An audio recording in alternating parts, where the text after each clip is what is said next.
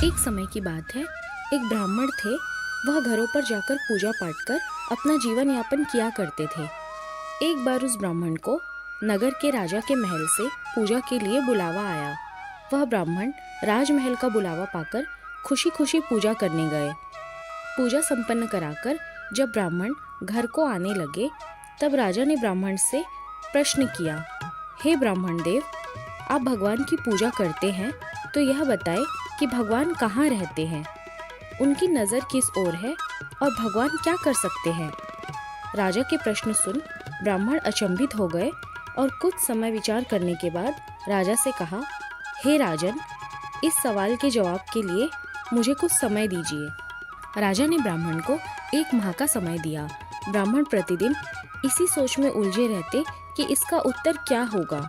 ऐसा करते करते समय बीतता गया और कुछ ही दिन शेष रह गए। समय बीतने के साथ ब्राह्मण की चिंता भी बढ़ने लगी और उत्तर नहीं मिलने के कारण ब्राह्मण उदास रहने लगे। एक दिन ब्राह्मण को चिंतित देख ब्राह्मण के पुत्र ने कहा, पिताजी, आप इतने उदास क्यों हैं? तब ब्राह्मण ने कहा, बेटा, कुछ दिनों पहले मैं पूजा कराने राजमहल गया हुआ था।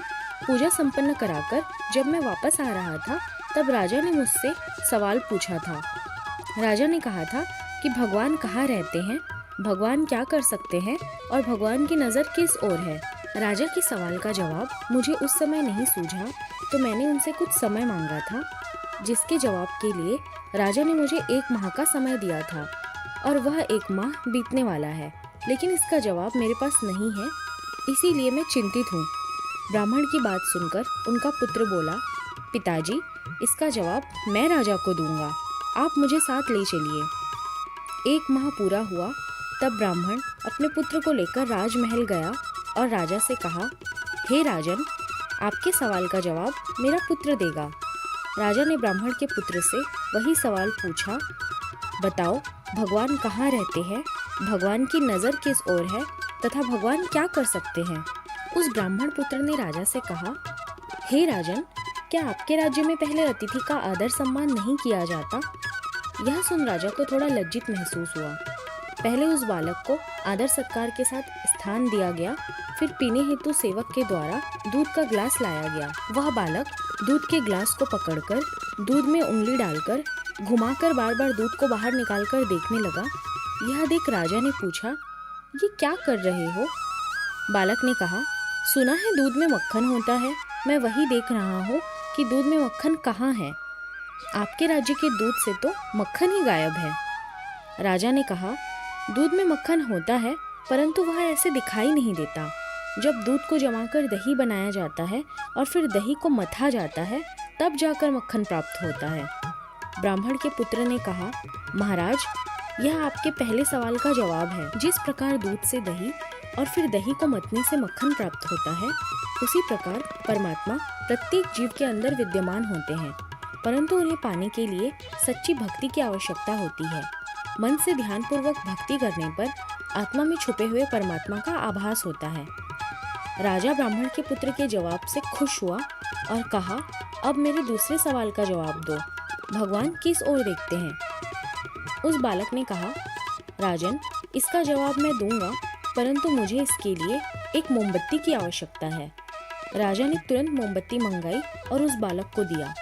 उस बालक ने मोमबत्ती को जलाकर कहा, राजन, आप बताएं, इस मोमबत्ती की रोशनी किस ओर है? राजा ने कहा, इसकी रोशनी चारों दिशा में एक समान है। तब उस बालक ने कहा, हे राजन, यही आपके दूसरे सवाल का जवाब है, क्योंकि परमात्मा सर्वदृष्टा है और उनकी नज़र सभी प्राणियों के कर्मों की ओर परस्पर रहती है। राजा उस बालक के जवाब से अत्यधिक प्रसन्न हो गए।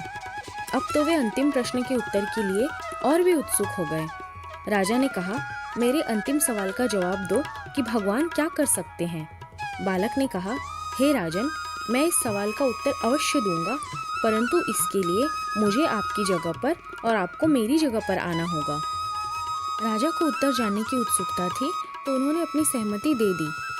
वह बालक राजा के सिंहासन पर जा बैठा और कहा, हे राजन, आपके अंतिम सवाल का जवाब यह है, आपने कहा था कि भगवान क्या कर सकते हैं, तो भगवान यह कर सकते हैं कि मुझ जैसे रंग को राज सिंहासन पर बैठा सकते हैं और आप जैसे राजा को मेरे स्थान पर। अर्थात राजा को रंक और रंक को राजा बना सकते हैं? यह आपके अंतिम सवाल का जवाब है। राजा उस ब्राह्मण पुत्र के जवाब से अत्यधिक प्रसन्न हुए और उसे अपना सलाहकार बना लिया।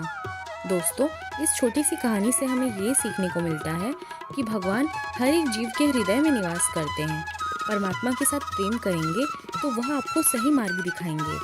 भगवान को बाहर मत खोजिए, वे आपके भीतर ही है। अगर आपको ये वीडियो पसंद आया हो तो इसे लाइक और शेयर करना ना भूलें।